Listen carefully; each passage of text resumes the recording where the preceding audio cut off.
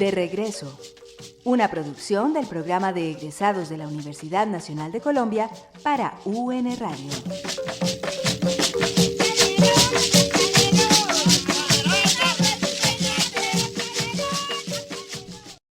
Buenas noches. Bienvenidos a De Regreso, el espacio radial del programa de egresados de la Universidad Nacional de Colombia, sede Medellín. Qué alegría que se encuentren nuevamente con nosotros en esta primera edición del 2014. Hoy se encuentra con nosotros un egresado de nuestra universidad. Él es Osmar Leandro Loaiza Quintero. Osmar, bienvenido. Gracias, Norberto, por la bienvenida. Es un gusto tenerlo aquí. Osmar es egresado nuestro de la maestría en Ciencias Económicas, pero también es egresado de otra universidad pública, que en este caso es la Universidad de Antioquia. Osmar, comencemos preguntándole algo específico. ¿Qué se hace o qué mirada se tiene o para qué se queda uno preparado desde una maestría en Ciencias Económicas? Digamos que el primer foco de una maestría en Ciencias Económicas es profundizar en el conocimiento económico, digamos que profundizar en la teoría para, digamos que conocerla con más detalle. Entonces digamos que eso le da una panorámica más amplia de lo que es la teoría económica, y digamos que desde ese punto de vista, si uno digamos que sabe aprovechar ese conocimiento, también entonces le permite uno digamos que conocer con más detalle no solamente las fortalezas sino también las debilidades digamos que de las teorías económicas predominantes. Y ya pues desde un punto de vista más práctico, también digamos que le ofrece uno herramientas, por ejemplo para el trabajo empírico, ¿cierto? Entonces para uno analizar información, analizar datos, y digamos que lo prepara uno para ser analista en general, ¿cierto? Entonces uno puede contribuir, por ejemplo, si se emplea en el sector privado, contribuir, por ejemplo, a hacer estudios de tipo macroeconómico que le permitan a las empresas tomar decisiones informadas sobre, por ejemplo, si el ambiente es adecuado para invertir o no, ¿cierto? Hago una pregunta en el aspecto que yo creo que se mezcla mucho con la parte estadística. ¿Qué porcentaje o qué tanta inferencia tiene la estadística en todo este tema que nos vienes diciendo? La estadística es una herramienta muy importante en lo que tiene que ver con la economía aplicada. E incluso también uno puede decir que la estadística le ofrece, digamos, como una posibilidad de retroalimentación a la teoría económica, porque la estadística es una herramienta que permite, digamos, que tratar de verificar la teoría económica. Entonces, en ese sentido, la estadística sirve como una herramienta para retroalimentarla, ¿sí o no? Porque entonces esto le permitiría a uno como identificar qué tanto la teoría acierta y qué tanto desacierta. Y ya desde el punto de vista del ejercicio profesional, la estadística digamos que es fundamental, porque una de las fortalezas que tiene el economista es que además de que tiene un bagaje teórico, la estadística digamos que lo que le permite es digamos que analizar información, ¿cierto? Analizar información y a partir de ese bagaje teórico interpretar los resultados que arroja el análisis de esa información, que digamos que es una ventaja que tiene con respecto a otras profesiones, esa combinación digamos que de un bagaje teórico con estas herramientas estadísticas. Porque digamos que en nuestras ciencias sociales de pronto los profesionales no tienen digamos que este trasfondo cuantitativo tan fuerte, entonces los economistas pueden entrar a apoyar a estos profesionales, de pronto se pueden entender un poco mejor porque digamos que la estadística es una ciencia formal, ¿cierto? Una ciencia de la forma, entonces la estadística nos proporciona métodos, pero el estadístico no sabe teoría económica. Entonces él maneja muy bien el método, pero posiblemente no le pueda sacar tanto potencial a los resultados o tanto jugo como se lo puede sacar un economista. Entonces esa digamos que es como la sinergia que se da entre lo que es la teoría económica y la estadística. En la formación de un economista entonces hay un gran porcentaje de estadística, o es mejor tener dos profesionales cuando se va a hacer un tipo de investigación en lo económico. Para muchas investigaciones es muy posible que con el background cuantitativo que tiene el economista sea suficiente. Es posible que en otro tipo de investigaciones si se van a utilizar herramientas cuantitativas mucho más especializadas o mucho más complejas, ahí digamos que ahí sí se podría requerir el apoyo de un estadístico, y entonces el economista serviría como de puente entre digamos que lo que quiere el profesional que no está tan familiarizado con los métodos cuantitativos y el profesional que los maneja, ¿cierto? Como para saber entonces cuáles son las metodologías que debiéramos aplicar y cómo interpretarlas. ¿Tú has hecho investigación en estadística? Yo digamos que una de las fortalezas que tengo, digamos que la parte del manejo cuantitativo, que digamos que incluso me ha servido mucho también para la parte del mercado laboral, porque es una fortaleza como que no es tan difundida esa parte del análisis cuantitativo. E incluso pues antes de obtener el grado de maestría alcancé digamos que a hacer 2 cursos de doctorado en estadística como para profundizar un poquitico en esa parte. Hablando de la maestría, su tesis recibió una distinción meritoria. ¿Nos cuenta un poco de qué trató? Mi trabajo de grado pretendía analizar unos factores que determinaban la productividad de la industria manufacturera colombiana. Entonces a partir digamos con un enfoque teórico y metodológico que había disponible que se llama modelos de frontera estocástica, a partir de esta metodología era posible descomponer la productividad de las empresas o de la industria en 4 elementos. Uno es el cambio técnico, el otro es la ineficiencia técnica, las economías de escala que hacen referencia digamos que al tamaño de la firma o de la empresa, y la eficiencia asignativa. De estos 4 elementos, digamos que por limitaciones de información no pudimos estimar el elemento que correspondía a la eficiencia asignativa, pero sí pudimos estimar los otros, que es decir, el elemento del cambio técnico, la contribución de la ineficiencia técnica y de las economías de escala. Y entonces, hacia rasgos generales, la principal conclusión o el principal resultado que se observaba era que en el periodo que se estudió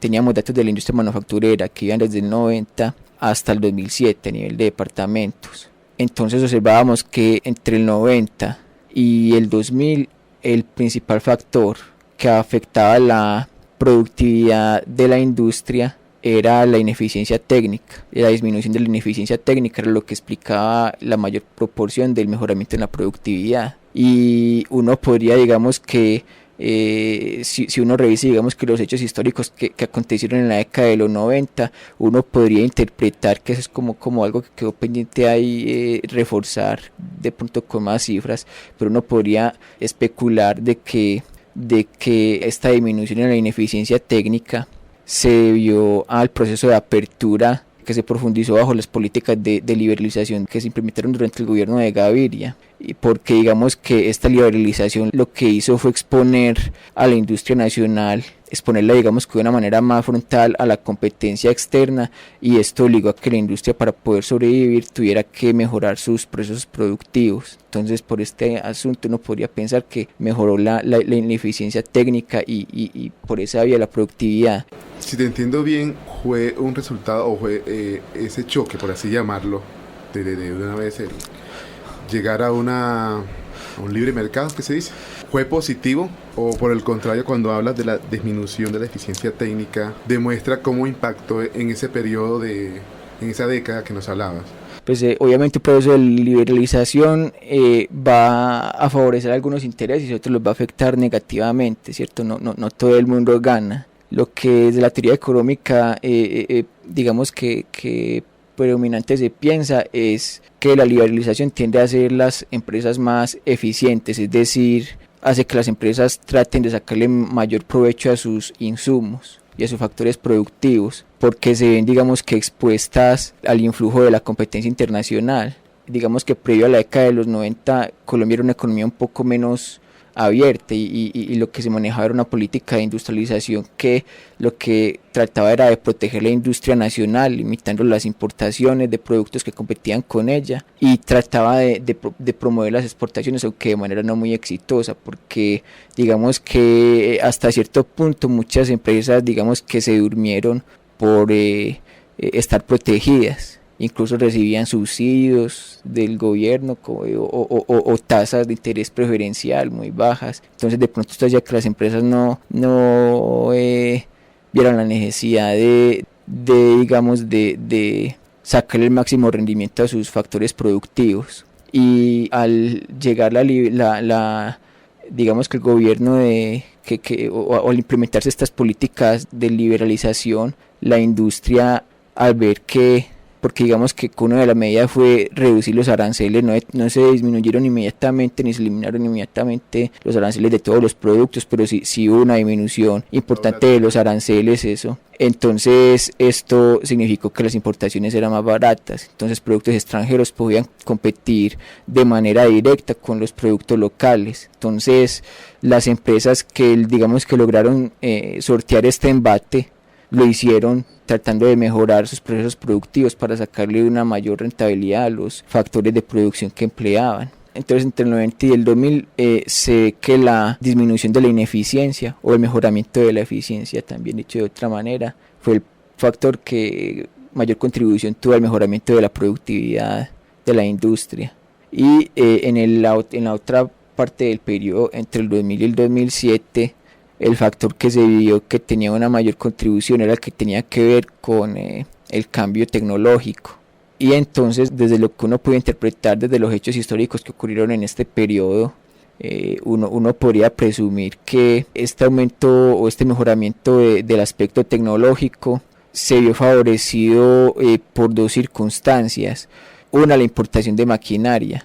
Infortunadamente Colombia todavía no es un país capaz, digamos, que de producir maquinaria ni bienes de capital por su cuenta, entonces la tecnología la debe importar. Entonces al haber, digamos, que una disminución de los impuestos que se cobraban a las importaciones de bienes de capital, este aumento de las importaciones, o mejor dicho, las empresas aprovecharon esta gabela tributaria para importar bienes de capital y actualizar sus procesos productivos. Y también uno podría especular también que en parte ese mejoramiento de la parte tecnológica también podría tener un componente de inversión extranjera, porque obviamente la inversión, las empresas extranjeras que vienen a Colombia traen, digamos, que un know-how, por decirlo así, que entonces lo que hacen es tratar de aplicar ese know-how que ellas tienen aquí en la economía colombiana, y dependiendo del tipo de empresa, estas empresas también tienen, digamos, que importar capital de sus países de orígenes, por ejemplo. Y entonces también esto implica la llegada, digamos, que de nuevas tecnologías de producción. Entonces a eso podríamos atribuir ese mejoramiento del aspecto tecnológico. Osmar, este estudio que tú haces en la maestría, o que fue tu trabajo de grado, queda como un estudio ahí de una interpretación, ¿cierto? Uh-huh. De hecho, que ocurrieron unas etapas en los puntos específicos que los comentan, pero también puede servir como para hacer unas proyecciones, análisis, sino, mejor dicho, proyecciones hacia el futuro. Ahí pues en esa parte de las proyecciones no se pensó tanto, allí como que el objetivo era más bien un objetivo de mirar, digamos, que los datos históricos que se tenían para tratar de interpretar qué era lo que había pasado. Entonces en esta parte, digamos, que proyección no se pensó mucho, aunque tal vez de acuerdo a las conclusiones se puede, digamos, que de pronto tratar de extraer unos elementos que le permitan a uno interpretar el futuro, como entonces, por ejemplo, la conclusión de que la mayor exposición a la competencia internacional obligó a la industria a tener que volverse más eficiente para no sucumbir ante la competencia externa, ¿cierto? Entonces incluso un beneficio de esto uno podría especular es que, a pesar de que hoy en día la industria colombiana es sensible a la tasa de cambio a la hora de exportar, esa sensibilidad ha disminuido debido a que esa mayor exposición los obliga en buena medida a adoptar, digamos, que métodos productivos más eficientes.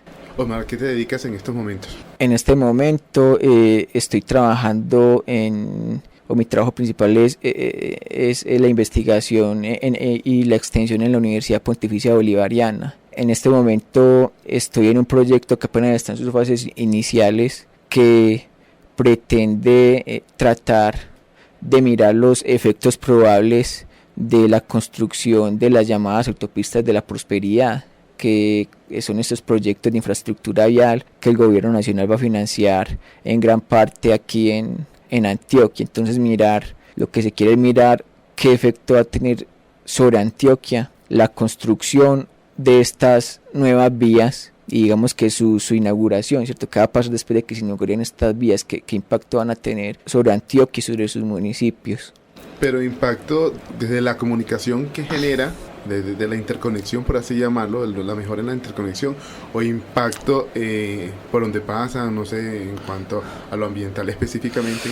Digamos que allí se va a hacer énfasis en los impactos económicos y sociodemográficos. Entonces digamos que hay varios grupos donde cada grupo está encargado como de hacerle énfasis a ciertos tipos de impactos. En la parte en la que yo estoy involucrado, entonces nuestro foco es mirar los potenciales impactos económicos de estas vías, donde obviamente allí va a jugar un papel, en el largo plazo va a jugar un papel muy importante la disminución de los tiempos y los costos de transporte que van a traer estas vías. Para ampliar un poco, un economista, ¿de qué herramienta utilizas como para hacer ese estudio, ese análisis?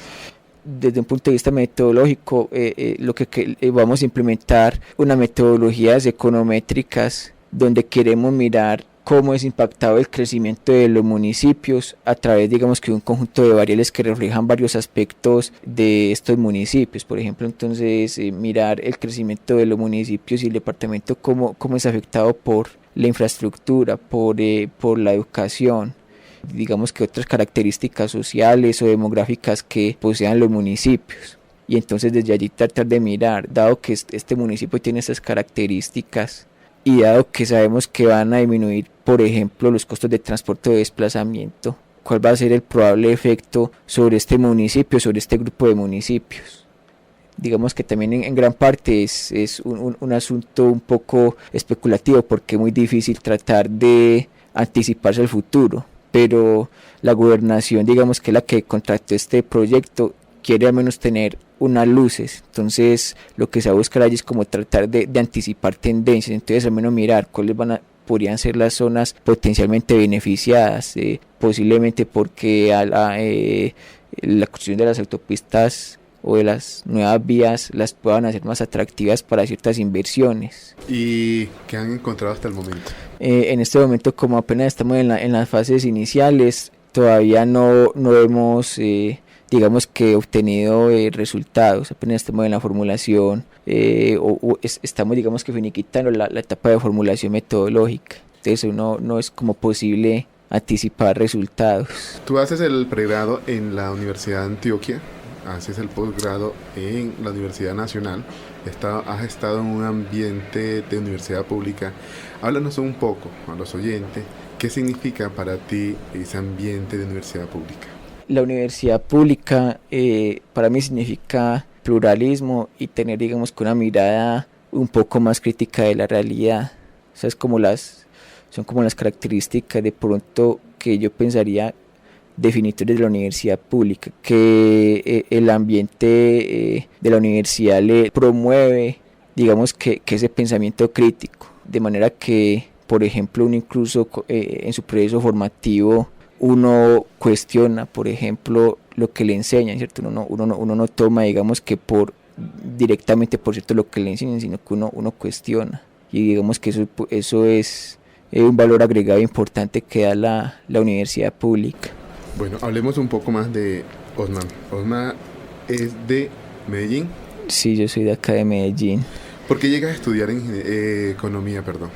La razón que me llevó a la economía fue entender, o al menos tener unos mejores elementos para entender cómo funciona la sociedad, porque digamos que la economía es muy importante incluso en la vida de las personas. Las personas trabajan 8 horas al día o incluso más para obtener un sustento, ¿cierto? Y ese tiempo que ellos están trabajando y dedicándose a obtener un ingreso o a garantizar su subsistencia es un tiempo que es dedicado, digamos, que a la economía, ¿cierto? Eso hace parte del proceso económico. Entonces, digamos, teniendo en cuenta que la economía es como la base material de la vida de las personas, ¿cierto? Porque allí irían sus ingresos y cosas importantes para ellas, y que el trabajo es tan importante en las vidas de las personas. Entonces tratar de entender un poco mejor la sociedad. Entonces cómo es que funciona la economía, porque cómo se produce, se distribuyen los bienes.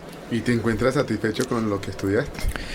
Al menos en gran parte sí le da uno una visión más profunda de o le da mejor elementos como para uno tratar de comprender mejor cómo funciona la sociedad, sobre todo desde el punto de vista económico. Obviamente la economía todavía es un campo de estudio en desarrollo, entonces todavía no tiene todas las respuestas, pero al menos uno sí nota que uno al menos tiene una visión que le permite de pronto captar o entender cosas que la persona del común no podría entender. Entonces yo sí creo que al menos la formación o los conocimientos que he adquirido durante mi formación sí le dan a uno un punto de vista más informado, digamos, con un panorama distinto de cómo funcionan las cosas. Veo que también se ha enfocado pues en el tema de la investigación, como nos mencionaba hace un momento, en el trabajo que viene realizando en la Universidad Pontificia Bolivariana, pero también ha sido docente en la Universidad Nacional. Uh-huh. ¿Qué cátedras o qué asignaturas has dado y cuál ha sido esa experiencia transmitiendo ese conocimiento? Aquí en la Universidad Nacional he dado 3 cursos hasta el momento. El curso de Desarrollo Económico, un curso de Macroeconomía Introductoria y un curso de Econometría. Cursos que son, digamos que, destinados principalmente al pregrado de Economía, aunque también está abierto a personas que estudien otras carreras, que estudien algunas ingenierías, como la ingeniería industrial o administrativa, pero están dirigidos principalmente al pregrado en Economía. Entonces, por ejemplo, en el curso de Desarrollo Económico, lo que se les explica allí es, digamos, que ofrecerle una revisión de general de las teorías más importantes que tratan de explicar el proceso de crecimiento económico y el proceso, digamos, que de cambio estructural que sufre una economía a medida que va creciendo. Digamos que ese cambio estructural es el que define el desarrollo, como entonces, porque una economía pasa de ser predominantemente rural a urbana e industrial, y por qué pasa de ser industrial a una economía a medida que crece o se desarrolla, cómo pasa de ser industrial a una economía dominada por los servicios, como ha pasado más o menos en el caso de Colombia. Entonces tratar de ofrecer, digamos, que una revisión de teorías que permitan entender fenómenos que sufren las economías a medida que éstas cambian en el tiempo y a medida que éstas crecen. ¿Qué te apasiona? Digamos que yo tengo, o uno de mis hobbies preferidos es la música. Digamos que yo escucho diversos géneros de música, pero mi género preferido o el que yo más escucho es el heavy metal, o el metal y el rock duro. Son como los géneros que más me agradan. ¿Por algo específico o en la época en que le tocó? O... Pues es posible que tenga que ver la época que uno vivió y los amigos. Digamos que de la adolescencia yo me incliné como por estos géneros musicales, y con los amigos salí a escuchar rock, a escuchar metal, y entonces desarrollé como un gusto por esta música. ¿Un tema específico que nos recomiende para escuchar? Un tema que me gusta mucho es Hells Bells de AC/DC, que es una banda de rock duro de Australia. Perfecto, escuchemos un poco de ello, por favor.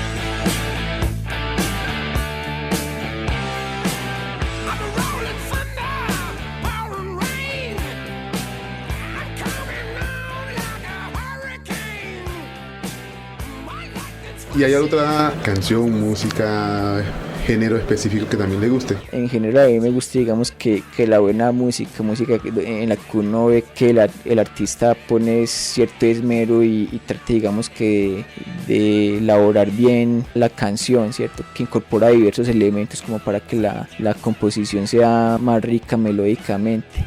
¿Un ejemplo? Un ejemplo, el jazz puede ser un ejemplo de ese tipo de composiciones. Incluso la salsa viejita también uno ve que hay un esfuerzo compositivo donde entonces se incorporan, digamos, que diversos instrumentos y incluso diversos patrones rítmicos a las canciones.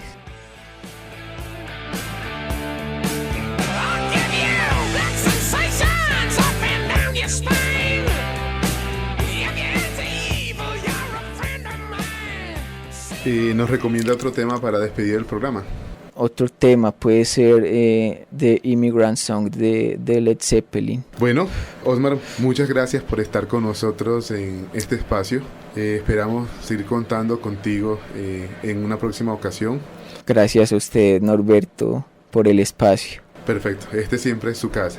Estimados oyentes, hemos llegado al final una vez más de Regreso, el espacio radial del programa de egresado. Esperamos que nos sigan acompañando y hasta una próxima oportunidad. Hasta pronto.